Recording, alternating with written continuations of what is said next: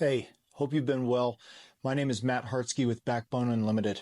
In today's episode, we're going to talk about something that doesn't get talked about nearly enough in the hunting world as far as preparation and hunting success goes. And it's something that's near and dear to my heart and something that can absolutely make or break your hunt or your pack out, and that is hydration. If you've ever been on a hunt and experienced cramping, it is absolutely no fun. And there are variations of how extreme that cramping can be, but I've experienced the very worst of it on several occasions, and I would like to try to help you through this video with some of the examples of how it can happen, why it can happen, and how we can address it and get that fixed. In my early years, more than 15 years ago, I experienced killing a bull a few miles away from the truck, and it took us a couple of trips to get him out. It wasn't very steep country compared to what we hunt now, but a couple of pretty good ups and downs on it. And during the second trip out, I just ended up with such bad inner thigh cramps. I couldn't hardly, take a step over a log, step over deadfall. And it got to the point where I would step over and I'd be trying to straighten out the leg to fight the hamstring cramp on one leg, and the quad would cramp on the other leg. And I just was really confused because I'd been running a ton of miles that summer in preparation, a lot of runs over 10 miles, a lot of runs where we were doing a lot of very long climbing runs, that covered several thousand feet in elevation, a lot of downhill pounding, on top of a lot of gym work, strength training with all upper and lower body, but definitely focused on the legs. So was extremely fit and still experienced that cramping. At the time, I was drinking water, and, I was carrying a bladder in the pack and would go through that bladder regularly. Thought maybe it was blood sugar for a while. Several years later, hadn't experienced it for a while, still was training really well, killed a bull, didn't get him processed out until later in the evening. It was just before dark, and, probably an hour into packing that bull out, same thing happened again, cramping so bad, ended up having to drop a whole bunch of weight, taking out a light load back to camp, and then hydrating.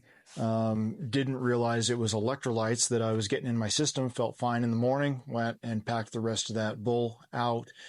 And then, a couple of years after that, even just kind of dealt with it on and off. And it wasn't even just with strenuous hunts. If I had a lot of miles in a day, upwards of probably, I'd say probably that 10-mile threshold might be where it was at, when I would walk more than 10 miles, especially in steep country, up and down, a lot of side hilling, that took me into the afternoons.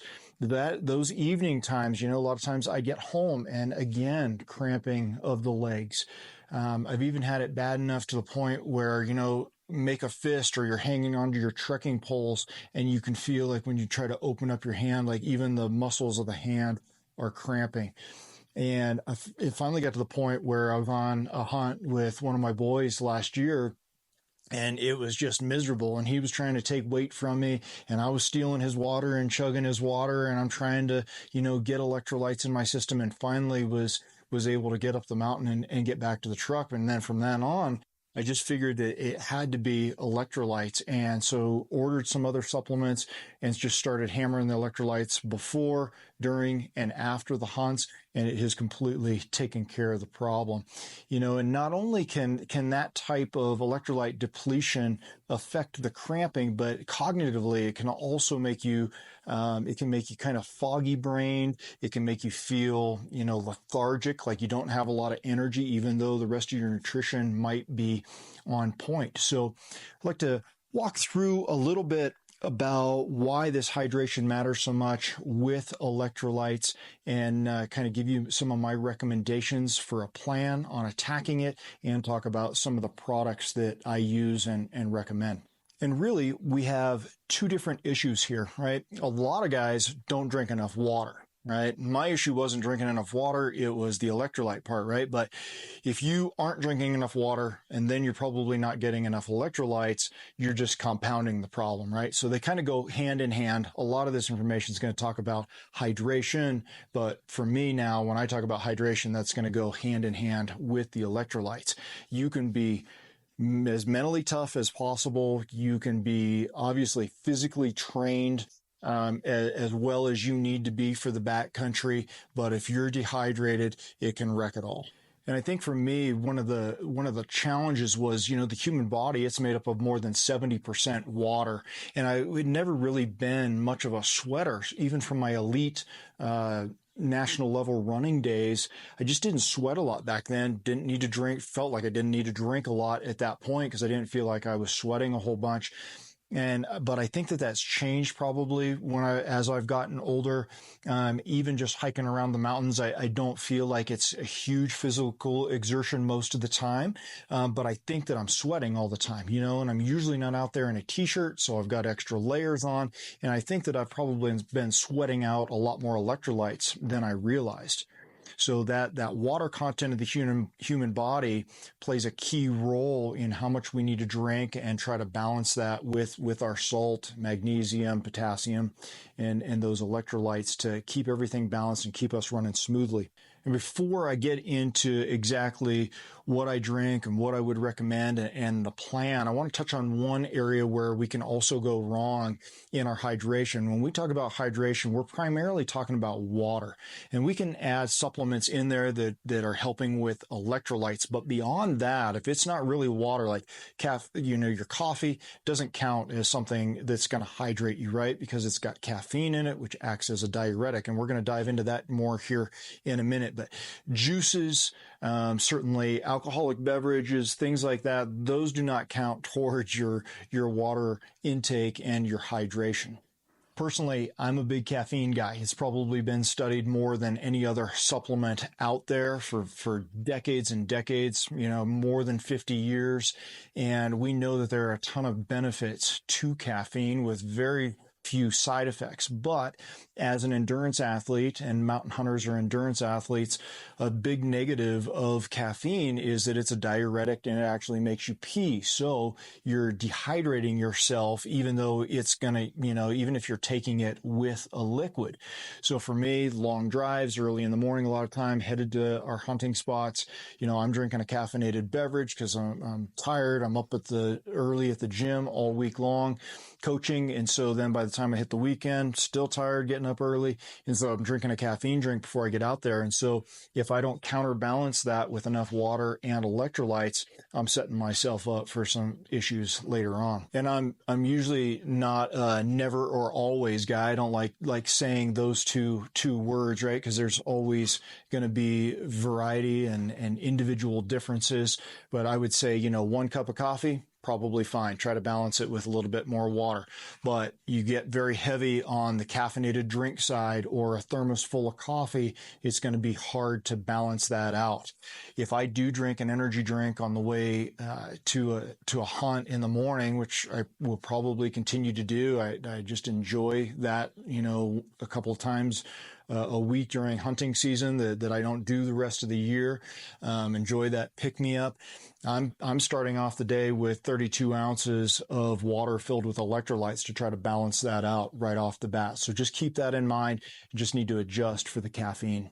And it's also something to be aware of. A lot of the supplements that are out there that aim to help us on our hunts later in the hunt or when we're fatigued or when we're packing out, they have caffeine and they're marketed with caffeine, right? Because we get that boost and we want that pick me up when we're suffering and hurting out there like on a Packout. But just realize again, you take that caffeine and it's going to also act as a diuretic. So you just want to stay on top of that water even more and your electrolytes and keeping that balanced so you're not dealing with any of the cramping and nausea and things like that can come along with it. Another mistake that we can make when we're thinking about hydration is drinking only water and just pounding water all day long. And that's why I say the hydration, when I talk about that, it's hand in hand with the electrolytes.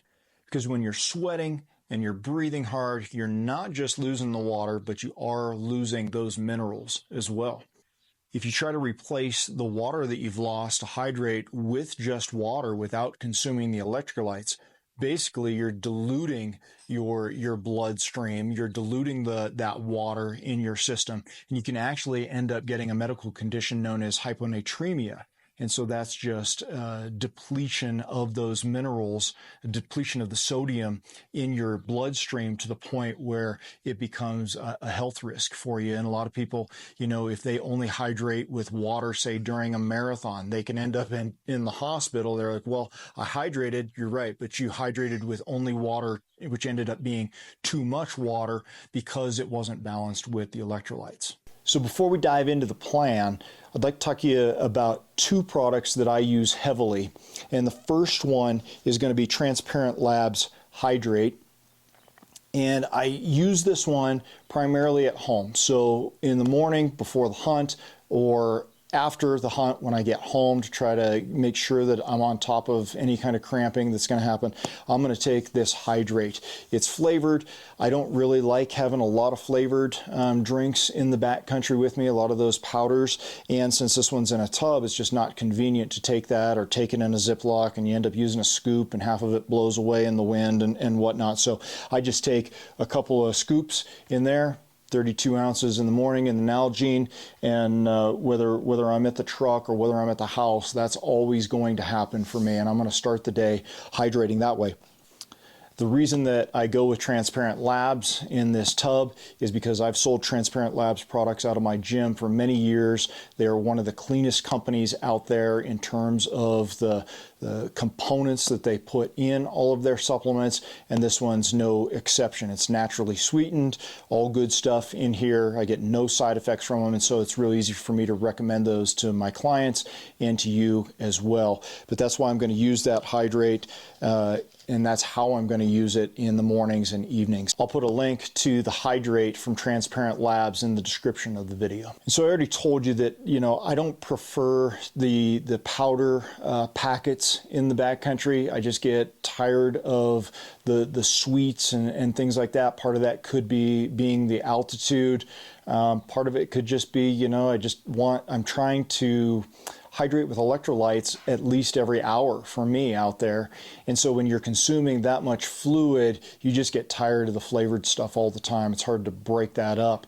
And so the most convenient way for me that I've found is by taking electrolyte tablets. So I love the SaltStick electrolyte capsules. I just get these on Amazon, and I'll have the link in the description for these as well. But I love these buggers because they weigh nothing. They're just in capsule form here. I only have to do one of them an hour, so I stop, I drink 10 to 12 ounces of water, I pop an electrolyte capsule with it, and I'm done. And they're just so convenient. I'll just show you here. I keep a little Ziploc right here in the kind of the admin pouch of my bino harness. And so I'll just make sure that I always have, 10 or 12 of those guys in there before I head out on the hunt for the day, and I'm good to go. And I've got enough in there to share with my boys if they need it, if they forgot them or whatnot. And because I have it right here versus, like the powder packets, I don't have to get my pack off. I don't have to do anything like that. I can just grab my water, slam a capsule, and I'm good to go for the day. So the SaltStick capsules, can't beat them. Love the convenience. Love that they don't weigh anything. Love that I don't have to tear open or manage the powder packets. I love that they're not flavored. A lot of the companies out there say that they have the perfect blend of electrolytes in there, but it doesn't need to be perfect, right? They all kind of have a little bit different blend. What I know about the SaltStick capsules is they do have a great blend of your sodium, potassium, and magnesium, and also some calcium in there, and it just mimics exactly what you're losing through your sweat. There's no sugar, no dyes, just clean performance. And honestly, they make a night and day difference for me whether, I just finished a 1,000-foot climb and I need to replenish all that sweat that I lost from huffing and puffing up the hill, or at night at camp, just having the confidence to know that I'm staying on top of those electrolytes and not dealing with the cramping is just a huge peace of mind. So I will have some flavored stuff with me just to break it up when I need to, or in the evening, or especially like on Packouts. It seems like the flavored stuff tends to be a little more appealing, where you feel like you're getting that sweetness there. But SaltStick capsules. There are a lot of other prominent companies out there killing it in the electrolyte world right now that you've probably heard of. You've got Element, you have Liquid IV, you've got None Sport Tabs, and you've got your heavy duty drip drop ORS. So all four of those are kind of geared towards a little bit different goal. They have a little bit different makeup in them. Again, most of them are going to be sweetened though, and I just prefer the unflavored, tried and true, lightweight salt capsules. One thing I would highly recommend though is if you get any of those products that I've mentioned, I would make sure that you test them out, you train with them, make sure that you know exactly what your body is going to tolerate. So real quickly, let's break down what a day of hydration and electrolyte loading should look like. And I really think that this probably starts best the day before the hunt.